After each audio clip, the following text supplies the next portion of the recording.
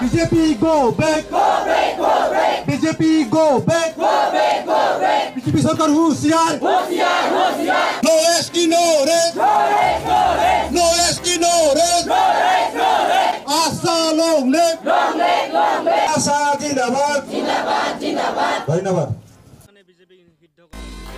হয় যোৱা 24 তাৰিখে যে নেকি কাজিৰঙাৰ MP কামাখ্যা প্ৰসাদ তাছাই যে নেকি আদিবাসী জনগোষ্ঠীৰ ওপৰত হিন্দু খ্ৰীষ্টানৰ কথাক লৈ জনজাতিকৰণৰ কথা ক'লে খ্ৰীষ্টান মানুহৰ কাৰণে জনজাতিকৰণটো অলপ দিগদাৰ হৈ আছে বুলি ক'লে তাৰে প্ৰতিবাদত আজি আমি সদৌ অসম আদিবাসী ছাত্ৰ সন্থা বেটিবাৰী চাহ বাগিচাত আমি কামাখ্যা প্ৰসাদ তাছাৰ আমি প্ৰতিমূৰ্তি দাহ কৰিলোঁ কাৰণ চাওক আদিবাসী জনগোষ্ঠীয়ে হিন্দু খ্ৰীষ্টান হিচাপে ST বিচাৰা নাছিলে আদিবাসীয়ে ST বিচাৰিছিল উৰাং মুণ্ডা গড় সাঁওতাল হেনেকুৱা ধৰণৰ সেই হিচাপেহে ST বিচাৰিছিলে আমি ST বিচাৰিছিলোঁ হিন্দু খ্ৰীষ্টান হিচাপে বিচাৰা নাই যাৰ কাৰণে আজি আমি কামাখ্যা প্ৰসাদ তাছাক আমি হুকিয়াই দিব বিচাৰিছোঁ যি বিৰূপ মন্তব্য কৰিছিল সেই বিৰূপ মন্তব্য আপুনি অসমৰ আদিবাসী জনগোষ্ঠীৰ ওচৰত ক্ষমা বিচাৰিব লাগিব কাৰণ চাওক যি কথা কৈছিলে যি বক্তব্য আপুনি ৰাখিছিলে সেইদিনাখন টিভি চেনেলত 24 তাৰিখে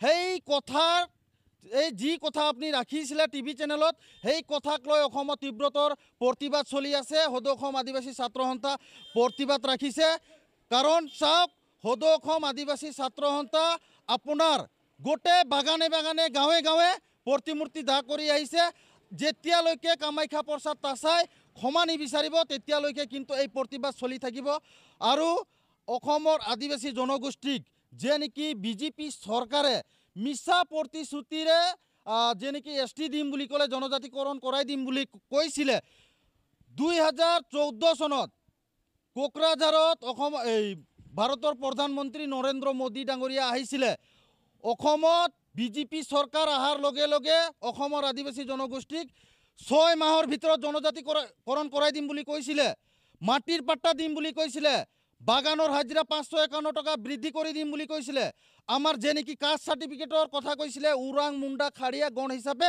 কাষ্ট সাৰ্টিফিকেট দিম বুলি কৈছিলে সেইগিলা মিছা প্ৰতিশ্ৰুতি সব পানীত গ'ল আজি সেই বিজেপি চৰকাৰে যিমান প্ৰতিশ্ৰুতি দিছে সকলো মিছা প্ৰতিশ্ৰুতি কাৰণ আজি চাওক বিজেপি চৰকাৰ প্ৰত্যেকটো নিৰ্বাচনৰ আগে আগে প্ৰত্যেকটো ইলেকশ্যনৰ আগে আগে তেওঁলোকে 6 জনগোষ্ঠীৰ জনজাতিকৰণৰ কথাবিলাক কয় আৰু এই মিছা প্ৰতিশ্ৰুতিৰে প্ৰত্যেকটো ইলেকশ্যন প্ৰত্যেকটো নিৰ্বাচন তেওঁলোকে এই মিছা প্ৰতিশ্ৰুতিৰে নিৰ্বাচনী বৈতৰণি পাৰ কৰে সেইকাৰণে আমি বিজেপি চৰকাৰক হুকিয়াই দিব বিচাৰিছোঁ জনজাতিকৰণ যদি দিব আছে তেতিয়াহ'লে 26ৰ আগে আগে অসমৰ আদিবাসী জনগোষ্ঠীক জনজাতিকৰণ দিয়ক নহ'লে কিন্তু আগন্তুক যি BTR নিৰ্বাচন আছে এই BTR নিৰ্বাচনত প্ৰত্যেকজন বিজেপিৰ নেতা পালি নেতাক আমি গাঁও বাগানৰ লাইনত সোমাব দিয়া নহ'ব বুলি আমি প্ৰতিবাদ কৰিম যেতিয়ালৈকে বিজেপিৰ